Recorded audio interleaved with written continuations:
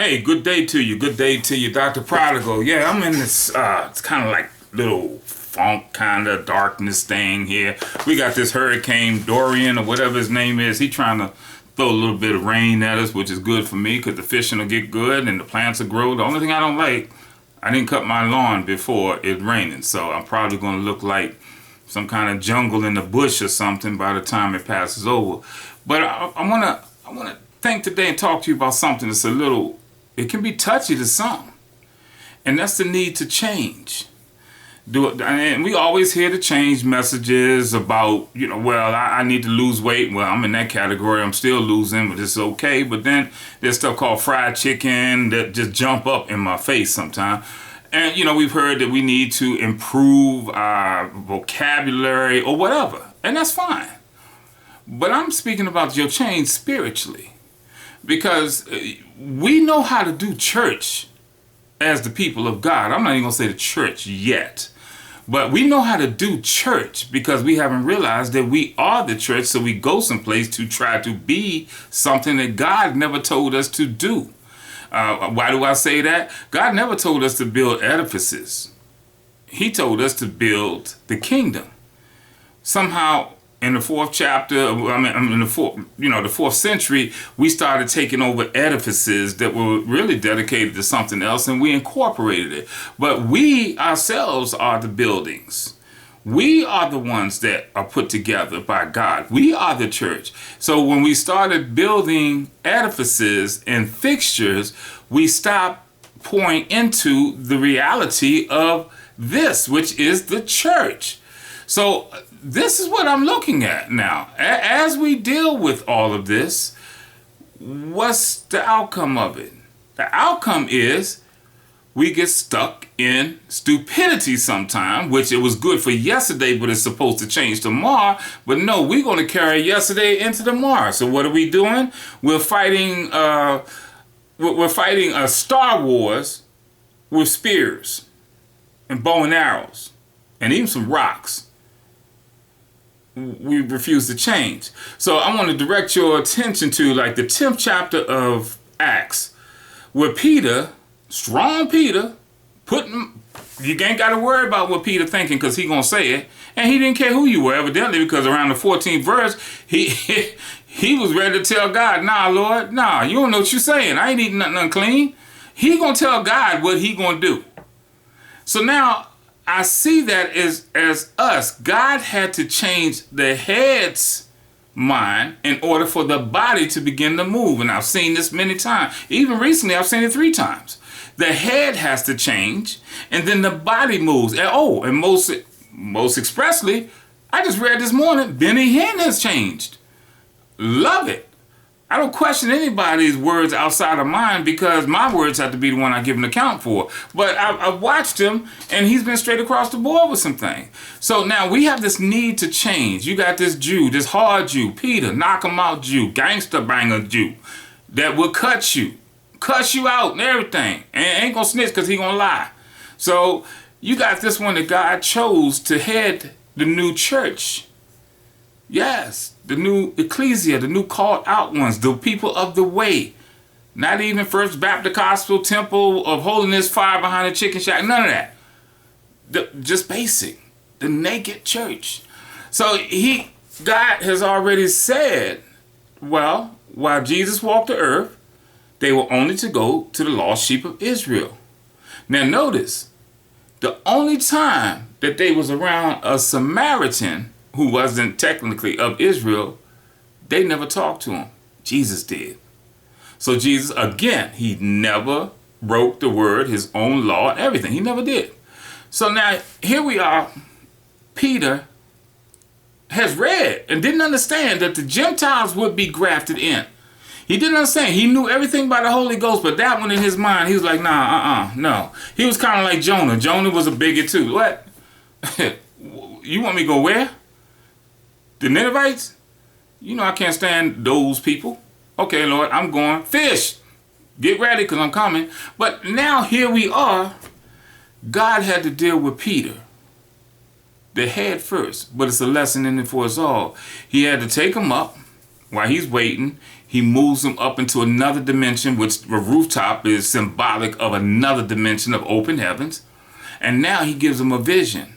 And in that vision, he's lowering down a sheet. So he's telling Peter in so many ways, I got it all covered, but I'm going to reveal it and flip this sheet for you so you can see. And as he said, he did it 3 times. It's supposed to be spirit, soul, and body. But no doubt that time Peter was operating on body, soul, and spirit. So God had to do it 3 times to get all dimensions of his existence. And then he told him, Peter, go on, kill and eat. Nah, Lord, you must have that thing twisted. Lord, don't you know I have never eaten anything unclean in my life? All of this is unclean. And God had to, take him back to the beginning. He said, look, what I've created, don't you call unclean. Because until the fall, nothing was clean or unclean. But I don't think people teach that we have to go back to when did everything become unclean? Okay, nothing was unclean in the earth that God created. Nothing. Can you imagine that? Even a skunk was clean back before the fall. Then he started stinking after the fall. Can you imagine that? Even the serpent was clean and had a purpose until the enemy inhabited him and used it. That's a whole nother lesson. I know, some people are not going to be there. So once Peter got this revelation, I don't know what this means, but God's going to show something. He's going back downstairs and he's stinking. Now, in the meantime, you got somebody that's a Gentile that act better than most, church members. Yeah, church members. Because you got church folk and you got disciples. Now, I'm not questioning the salvation of either one, but I'm saying that some have gone in and some are standing at the gate. Just like you had 10 virgins. 5 were wise and 5 were foolish. But guess what? They were still virgins and they were all invited into the party. Now, whether they made it or not, we can discuss that later. But here it is, Peter had to get checked. And as he's thinking well, wait a minute. God showed me this, so something must be coming down in the future somewhere. Something got to be coming down. I don't know what this is. What does this thing mean?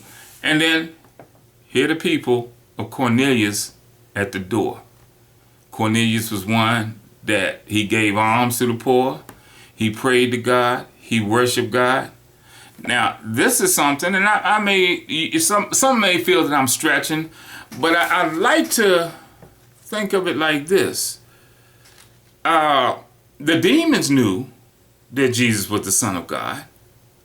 Peter said he was the Son of God. And there was a Roman soldier that said he was the Son of God. Now, could that soldier have been promoted to centurion or whatever? But there was also someone else. Let's look at where this centurion is. There was one that came to Jesus. He said, hold up, Lord, I know who you are. I'm a man that if I tell them to come, they come. I tell them to go, they go. And you have that authority. So all you have to do is speak. And my servant, wherever he is, shall be healed. One of the 2 people that Jesus said that he hadn't seen that much faith in all of Israel. Here it is. Now we have a Roman soldier, a straight Gentile now. And that's something to think about. Okay. So now, how is this thing working out here? You had the soldier. You had the centurion that talked to Jesus. The soldier said, surely this man is the Son of God. And now you have Cornelius. Possible, could they have all been the same person? I mean, you came up through the ranks in the Roman army, so let's see. 33 AD, Christ is sacrificed and rose.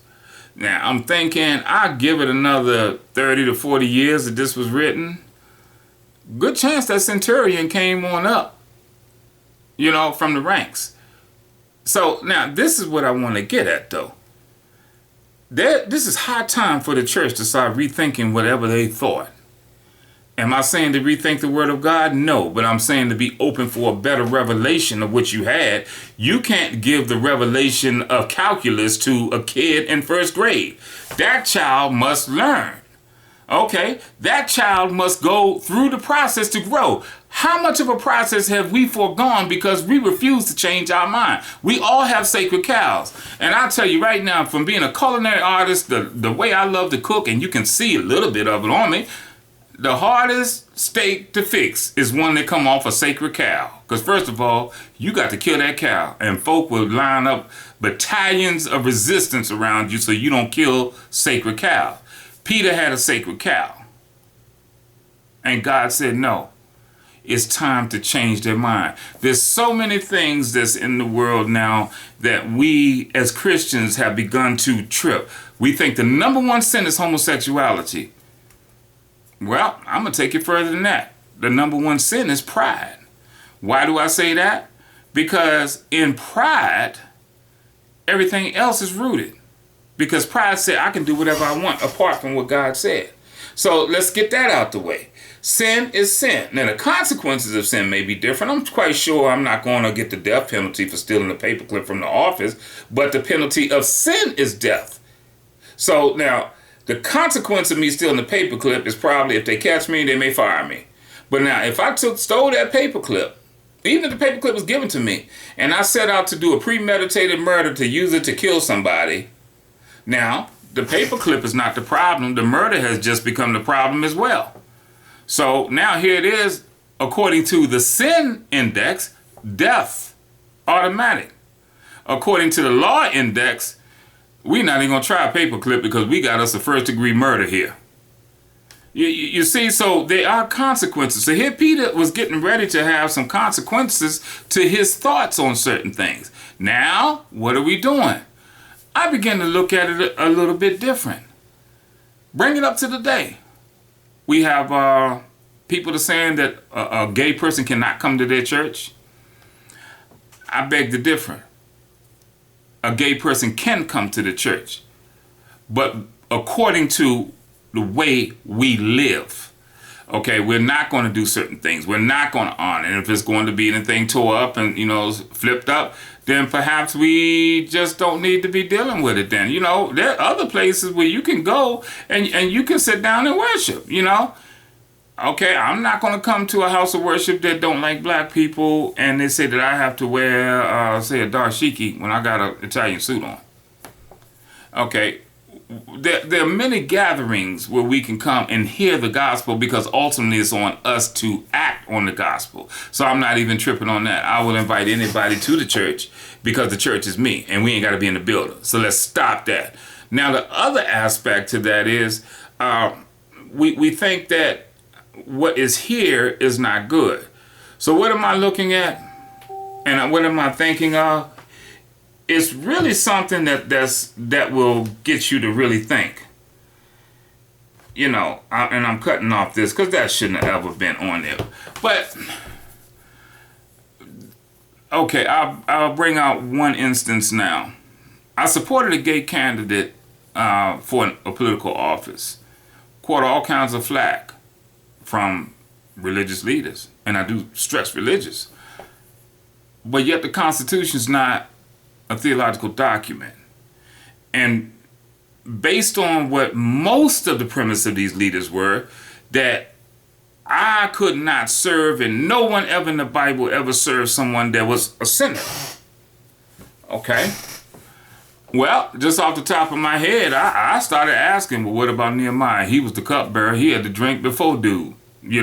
What about Daniel? He was castrated. And he still served, at least it was 3 kings. Now that I think about it, 3 kings. Well, I guess he had a lot of energy to put toward, loving the Lord because he didn't have any desires anywhere else. Okay, well, then we go to the next one, Joseph. He didn't say Pharaoh was saved. So where we at? Woo-woo. Now we got to begin to think about this mentality that we have. So could it be this is why there's not more evangelism going on in your community? Because that person over there had a cookout and I saw him with 1 beer. That person invited me to a cookout, but, I know they be drinking and smoking there. I ain't going. Okay. So you just took your flashlight, cut it off, took the batteries out and put it in your pocket. Makes no sense.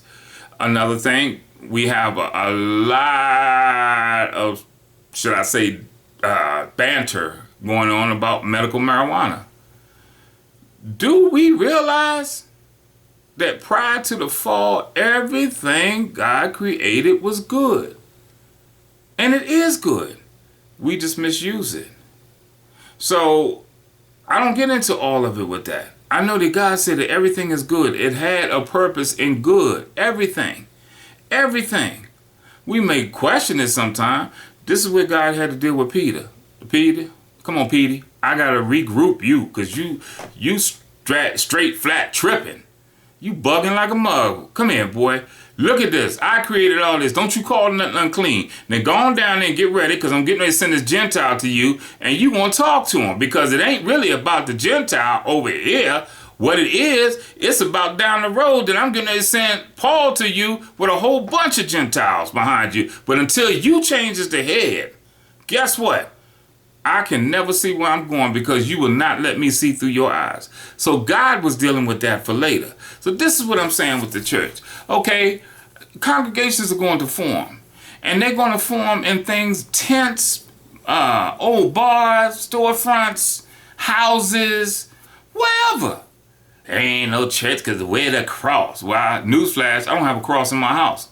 But I got Christ in my heart. So how about that? Now, these things are going to change. We have the older people. They're going to want to stay the same. But wise old people that are not religious and stuck in their ways will say, let them do something. Because they're not like us, but yet they are us.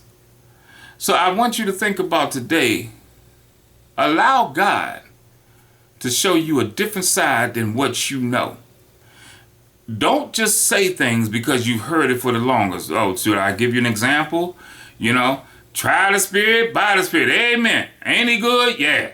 Oh, God ain't dead. He's alive. Amen. Hallelujah. Amen. Now, yeah, and he ain't dead. He ain't died. Hallelujah. Okay. Change your mind about some stuff. Am I ridiculing that? No, but I'm ridiculing the function of it, which is nothing but to cover up. That's what God has labeled as vain babblings, such as, certain things that we repeat all the time when we pray, vain babblings. We have to change our mind. We have to change this mindset that we have and start seeking the truth. And then we'll find out maybe it's not about who got the biggest congregation. Maybe it's not about what that pastor's getting paid and what he has this material. Maybe it's not about the building. Maybe it's about us in our heart. We have to change. We got a lot of mess with us that we've taken from the moment we were born up until this time. Let's allow God to change our mind about everything instead of us continuing to be very rigid and prideful, thinking what we know is the only way. I give praise to my brothers and sisters everywhere around the world. I've seen worship experiences that have been different, and I kick it up to my African brothers and sisters because when y'all do praise and worship, it ain't nothing for y'all to do it for 4 to 6 hours. And then, but not be sitting there thinking I'm going to bring a 15-minute word. I would be ready to let God use me. And then I have some in the United States. They're going to sing 3 songs. They're going to say 1 prayer. Depending on what denomination you with, they're going to take 42 offerings. Then we're going to preach. We're going to hoop. We're going to holler. We're going to tune up. Then we're going to have prayer, the benediction, and we're leaving. How about we live a life of change? How about we change our mind and we live a life of having no benediction, of leaving the church, but we have a commission to leave the church and still be the church? So this is what I'm thinking. We're going to have to change our mind on a lot. I've had to change mine, and I'm still changing. God bless y'all. Holler at me. I'm getting a little bit emails now. It seems kind of funny. You all have shared this video or videos, and people have been writing with some wild stuff. But I don't know if it's any of y'all, but cool. I answer questions. I just want to answer, too many stupid statements. So this is what I want you to do. Let's concentrate this time on change. And when we concentrate on that change, watch what God does. God bless you, Dr. Prodigal. Give me a holler. Hit me up. at Dr. Prodigal on Twitter, whatever. Just call at me. God bless y'all.